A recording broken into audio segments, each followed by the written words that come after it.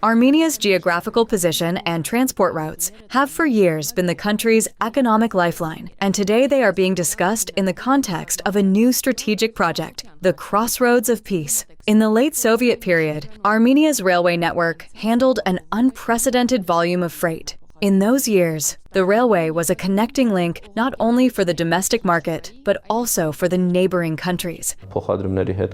There are various figures regarding transport, because Armenia's Statistical Committee provided the data related to the Yerevan branch of the Transcaucasian Railway.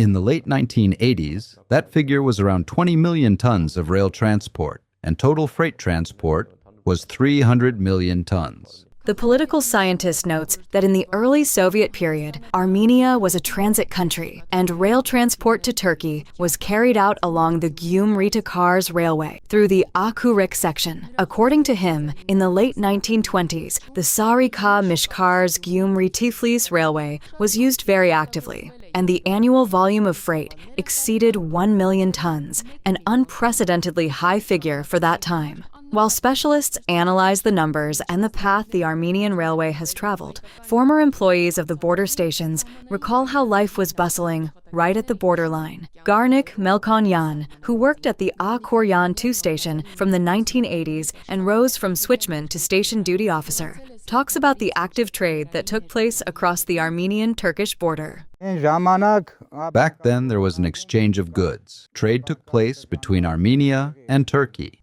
At the same time, Russia also took part in the turnover of these goods. It, too, sent fertilizer and similar things to Turkey through our territory. From our side, it was mainly waste paper for recycling, leather, and so on that went out from Armenia. And from Turkey, many goods came in. It wasn't only Turkish goods. There were goods from Canada and from other countries that came to Armenia through Turkish territory. The Akhuryan-2 station is one of the strategically important points of Armenia's railway system. It is located near the village of Akhuryk in the Shirok region, in the immediate vicinity of the Armenian-Turkish border. The station's former duty officer recalls the technical details of the railway station, how the switches were changed by hand and how the system worked.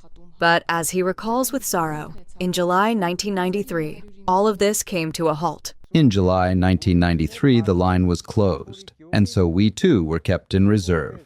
From the village of Akhuryk, I was the only railway worker.